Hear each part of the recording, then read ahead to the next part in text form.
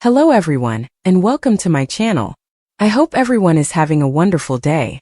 Before we begin, please hit the subscribe button and give this video a thumbs up. The General Hospital recap for Friday, June 26th reveals that Willow Kane found herself in a terrible situation, while Danny Morgan found himself in his own.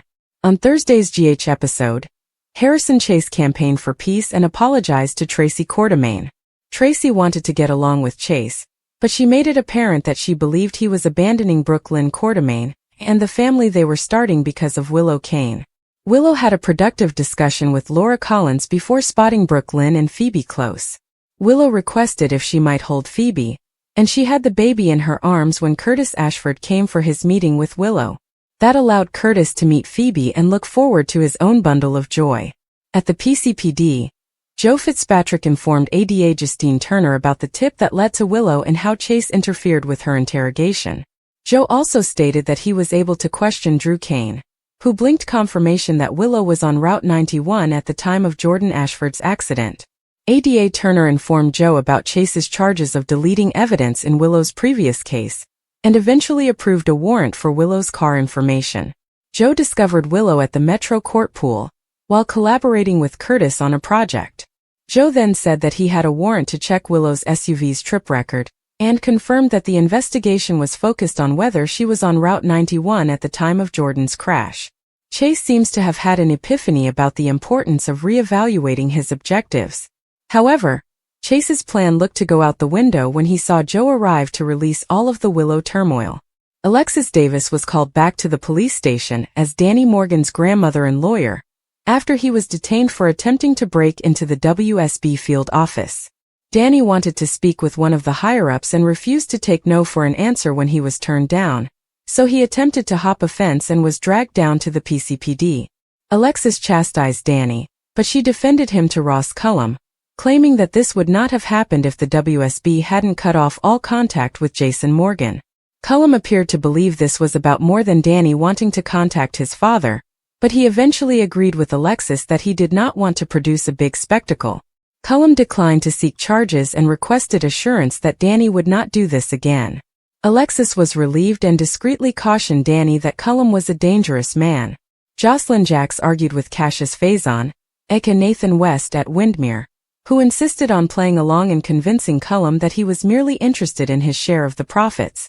Cassius promised Jocelyn that his top objective would still be to rescue her and Liesl Obrecht after the project was completed, but Jocelyn was concerned that Cullum would end up with the prototype. Jocelyn also questioned Cassius' commitment to her independence and urged him to buy her a pistol, but he declined. Cassius reassured Jocelyn that he would follow his promises, but he kept her locked away for the time being. At the pool, Charlotte Cassadine complained to Giovanni Giopalmieri about getting into a fight with Danny. A suspicious man observed Charlotte and affirmed over the phone that he would have her in his hands soon. Jordan went through Jen Sidwell's files and showed them to Laura when she arrived. The purpose was to find out where Sidwell was staying, so Jordan and Laura discovered Sidwell was holding onto the house he planned to give Lucas Jones and Marco Rios as a wedding present someday. Jordan realized Sidwell must have had a reason for keeping the house, which indicated it might be utilized as a hiding. In Tortola, Lulu Spencer and Dante Falconeri confronted Britt Westbourne about kidnapping Rocco Falconeri, who returned home to chaos after picking up a delivery at the post office. Rocco admitted that it was his responsibility that his parents discovered them, as he had contacted Charlotte Cassadine about obtaining Nathan to send Britt more medication. Dante and Lulu wanted to leave with Rocco, but he refused until they brought Britt along. According to General Hospital spoilers, Britt may be in for some awful news as a result of the poison in the vials Cassius gave, so don't miss it. For weeks, anxiety had been rising in Port Charles, with a storm cloud looming over the Quartermaine home, hospital corridors, and the PCPD's shadowy corners. On what should have been a routine Thursday, the threads of several lives unraveled at once. Willow Tate sat firmly in the gatehouse's living room, her hands gripped securely in her lap, staring at the official-looking document handed out by a stone-faced process server. A warrant for her travel records. Her heart increased, and the words became somewhat blurry. Someone had persuaded a court that her recent excursions were the key to a broader mystery involving hidden riches, contested custody fights, and rumors of corporate espionage linked to ELQ. Willow's memory flashed back to the trip in question. It had been a necessary getaway, she assured herself. After the never-ending cycle of loss, reconciliation attempts with Michael, and the complex pull of her biological mother Nina Reeves, she had planned a tranquil trip. The details were meant to be kept private: flights to a remote spot upstate, discussions that crossed the line between personal rehabilitation and strategic maneuvering. But now that the warrant was in hand, those movements were going to be brought to light. Her lawyer had told her that this may happen, especially following the recent round of allegations from the Corinthos side. Sonny's influence remained strong, even as he negotiated his own legal labyrinth. Detective Chase stood with his arms crossed at the PCPD, watching police process a gloomy teenager. Danny Morgan, just out of his rebellious adolescence, sat shackled to a metal seat. His arrest was rapid, following a tip that led authorities to a warehouse on the docks where stolen goods and suspicious shipments were stored. Danny's involvement was still unclear. Youthful folly combined with loyalty to a guy who had promised easy money and excitement. Jason Morgan's son has always walked a delicate line between the genuine world that his mother Sam tried to instill in him and the hazardous draw of his father's past. Tonight that line shattered. "Kid, you're in deep," Chase replied, his tone strong but not harsh. He had known Danny since he was a child and had watched him grow up in the mayhem of Port Charles. This isn't simply a joyride. Those crates carried indications that pointed to something bigger. You best start talking before your father arrives. Danny lifted his chin firmly, fear flashing in his eyes. "I wasn't sure what was inside." Marco claimed it was merely storage. "I was assisting a friend." The falsehood tasted terrible on his mouth. In truth, he had known something was wrong from the minute they ripped open one of the boxes, but the exhilaration of being useful, of stepping out from beneath his legendary father's shadow, had clouded his judgment. Fingerprints and surveillance footage were now being evaluated, and the weight of prospective charges, possession of stolen stuff, possibly conspiracy, weighed heavily on him. Willow hurried back to the gatehouse, her phone constantly buzzing. Michael Corinthos has already made 3 calls. Their co-parenting relationship, which had previously been weak but improving, had been strained again as a result of external threats. The request was not simply for her travel itinerary. It was part of a bigger inquiry into alleged witness tampering and financial irregularities at a recent custody hearing. Willow had made the trip shortly after a furious disagreement with Nina, seeking help from an old acquaintance who specialized in family law and mediation. What she didn't expect was that her movements corresponded suspiciously with deposits into an offshore account tied to the very problems that were tearing her family apart. Nina Reeves came through the door without knocking, her face a mask of worry and barely restrained rage. "I've heard about the warrant. Tell me you have nothing to conceal, Willow. Because if this blows up, it will affect all of us, especially Wiley and Amelia." Willow turned, her voice fierce. "This is exactly what I warned you about, Mom. Your persistent interference and plans with Drew have placed targets on all of our backs. I went away to clear my mind and speak with someone who could assist me protect my children. The police believe I'm running money or hiding evidence." The conversation immediately heated, as it typically did between them. Nina's devotion was ardent but frequently mistaken, tinged with regret for years missed, and a desire to make amends for past betrayals. She had pushed Willow hard to reconcile with certain allies, even leveraging ties at GH and elsewhere. The same links were now being scrutinized. Meanwhile, at General Hospital, Elizabeth Baldwin was taking administrative calls. The hospital's records department had also been subpoenaed, and Willow's work schedule and travel dates were cross-referenced. Liesel Albrecht, ever the sharp-tongued observer, murmured in the nurse's station about another Corinthos-adjacent disaster. Jason Morgan descended on the PCPD like a force of nature. His presence commanded the room, and his years of law enforcement training allowed him to move with purpose. He made eye contact with his son via the holding area glass. Danny's swagger cracked slightly when he saw his father. Jason had spent so much time attempting to protect his children from the dangers of his world, but here they were again. "What were you thinking?" Jason inquired gently after he was granted a minute with Danny. There was no yelling. Jason rarely raised his voice in these situations, but the dissatisfaction was deeper than any shout. I wanted to prove I could handle things on my own, Danny explained, his shoulders sagging. Mom is always hovering. You are usually gone. Marco claimed it was harmless. Now I've been arrested like a criminal. Jason's jaw tightened. He knew Marco's family was connected to old rivalries, either remnants of the Jerome organization or young players testing the waters in Port Charles. The arrest was not arbitrary. It was a message. Someone tried to bring Jason out and distract him while other pieces moved on the chessboard. His mind quickly associated it with the warrant for Willow's records. Coincidence? In Port Charles there were very few real coincidences. Sam McCall arrived soon after, her face pallid from concern and rage. She and Jason had a tense exchange in the corridor. Their co-parenting had improved over time, but situations like this rekindled old resentments. He looks up to you, Jason. Even when you're not present, he strives to be like you. And look where it got him.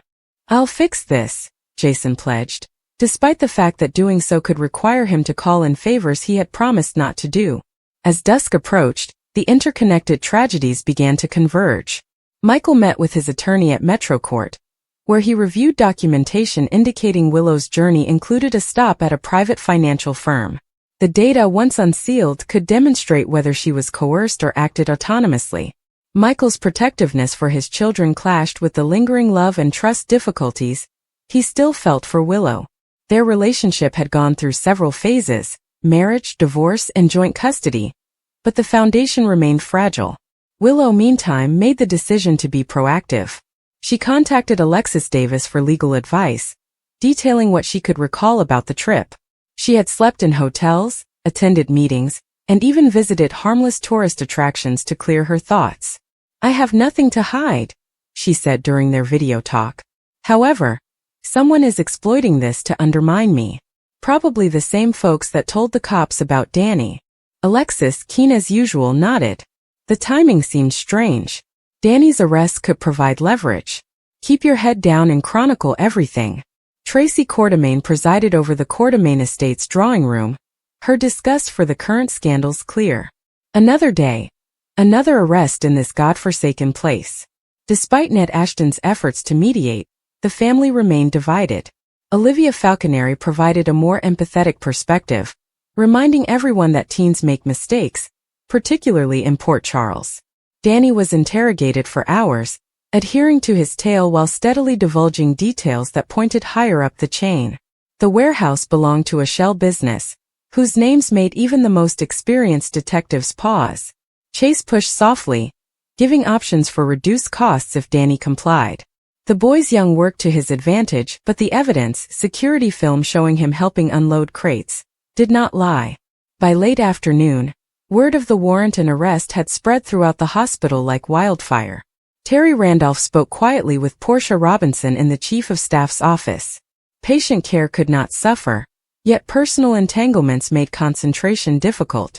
Willow, who had returned to work momentarily to preserve normalcy, received anxious looks from coworkers. Her connection with T.J. Ashford remained supportive, a calming presence in the midst of the tempest. As night fell, Jason handled the phones. Calls to Spinelli seeking digital footprints, covert inquiry through previous contacts. He discovered a link between the warehouse operation and wider money laundering allegations, which could explain Willow's interest in travel. Someone was attempting to frame or pressure numerous families at once, possibly a new actor testing the balance of power following recent upheavals. Willow waited with Michael at the gatehouse that evening, while the children were safe with a babysitter. The discourse was raw. I haven't done anything criminal, Michael. I was attempting to shield us from more conflict. The vacation was for gaining clarity, not hiding money. Michael wanted to trust her. Their history of betrayals made trust delicate, but seeing her weak reminded him of why he fell for her in the first place. We will battle this together for the children. But if there's anything you're not telling me, she said, her voice breaking slightly. The warrant felt like an invasion, a public violation of her privacy. She reflected on her biological ties to Nina, the cancer struggle she had overcome, and her journey to become a nurse. Everything might be twisted now. Danny was released on bond thanks to Jason's quick legal maneuvering, and went home under stringent conditions. Sam grounded him indefinitely, Her relief at having him safe combined with stern scolding. Jason stood by silently, certain that his own absences had contributed. Later, father and son shared a private time, with Jason imparting hard-earned wisdom on choices and consequences. The life I led draws you in. You must be stronger than that draw. The next hours brought further insights. The trip records, which were partially given following the request, revealed Willow had met with a mediator who also consulted for certain ELQ competitors. On the surface it appeared innocent enough, but in Port Charles optics were everything. Nina confronted Drew Kane, accusing him of inciting conflict for political benefit. Drew denied it, but seeds of suspicion had been established. Carly Corinthos, ever the survivor, gave assistance to both Michael's and Jason's camps. Her conflicted feelings for the Morgans and the Corinthos family kept her in the spotlight. She paid Danny a brief visit, bringing him food and some harsh love. "You are smarter than this, kid. Don't let one mistake define you." As midnight approached, Willow stood at her window gazing into the darkness. The warrant had been served, Danny had been arrested and released, but the real battle had only just begun. Alliances would change, secrets would emerge, and Port Charles would chatter for weeks. However, in the quiet moments, families such as the Quartermains, Corinthoses, and Morgans persevered. Willow prayed for strength, for her children's futures, and for the truth to be revealed before more lives were disrupted. Danny lay awake in his bed, the weight of handcuffs lingering on his wrists. He decided to make better decisions and prove that he could rise above his legacy. Jason and Sam, in different parts of the city, both secretly promised to safeguard their son while navigating their own tangled paths. Thursday's actions had triggered a cascade effect. Warrants, arrests, whispered accusations. It was typical Port Charles, where love, loyalty, and danger entwined inextricably. Tomorrow would bring additional events, such as a breakthrough in the investigation, a sincere reconciliation, or another unexpected twist. For the time being, the locals prepared themselves, knowing that survival in this town required remaining one step ahead of the pandemonium. Jason eventually spoke with Danny, providing confidence and underlining the value of complete honesty. Their heartfelt talk demonstrated the strength of their friendship, despite the difficult circumstances. Jason assured Danny that he would be there for him no matter what happened. Meanwhile, numerous powerful persons privately discussed how two scenarios could collide. Willow's legal difficulties and Danny's imprisonment appeared unrelated on the surface, but Port Charles had a way of intertwining seemingly disparate events with unforeseen twists. Observers couldn't help but wonder if there were more surprises buried beneath the surface. As detectives proceeded to analyze papers related to Willow's trips, each verifiable detail generated new doubts. Why did certain meetings happen when they happened? Why did certain exchanges abruptly halt during vital moments? The documents appeared to be set to cover major gaps, but they also revealed totally new riddles. Willow's friends advised her to prepare for the difficult days ahead. They told her to be truthful, participate fully, and avoid reacting emotionally to rumors. Willow struggled to keep hope despite their genuine anxiety. Danny's condition remained unsettled. Attorneys worked tirelessly to achieve the best possible result, while evaluating witness statements and relevant evidence. They anticipated that context would play an important role in determining how authorities would proceed. Families in Port Charles debated both issues late into the evening. Parents were concerned about the lessons young people may learn from Danny's incarceration, while others wondered whether Willow deserved empathy or skepticism. Each home appeared to be divided by differing interpretations of the developing events. Michael discreetly analyzed how the warrant may affect future custody choices. He desired justice above all else, yet fairness necessitated complete disclosure. Even if the record showed terrible truths, he believed that decisions impacting children should be based on proven facts, not assumptions. Willow spent the evening ruminating on the events that led her to this moment. She replayed talks, reviewed options, and wondered if a better decision could have prevented the current predicament. Although she knew she couldn't undo the past, she fervently hoped that the future would still provide redemption. Danny also tackled his own regrets. Sitting alone with his thoughts gave him plenty of time to realize how quickly one mistake may change countless lives. He decided that if given another chance, he would handle future obstacles with more maturity and patience. As darkness fell over Port Charles, Practically every important plotline became overwhelmed by doubt. The warrant for Willow's travel records promised potentially explosive disclosures, while Danny's detention created legal issues that threatened to change his future. Neither crisis appeared to be close to resolution. Investigators remained desperate to unearth the full truth. Attorneys braced themselves for long legal battles, and families battled to maintain optimism in the face of immense pressure. Every character understood that the next days would bring answers, but those revelations would cause much more strife than anybody had anticipated. With emotions high and evidence still emerging, Port Charles was on the verge of another dramatic turning moment. Trust continued to erode, relationships were put under extreme strain, and secrets refused to be hidden indefinitely. Whether justice, forgiveness, or heartache awaited was unknown, but one thing became abundantly evident. Willow's warrant and Danny's arrest set off a chain reaction of events that would have long-term ramifications.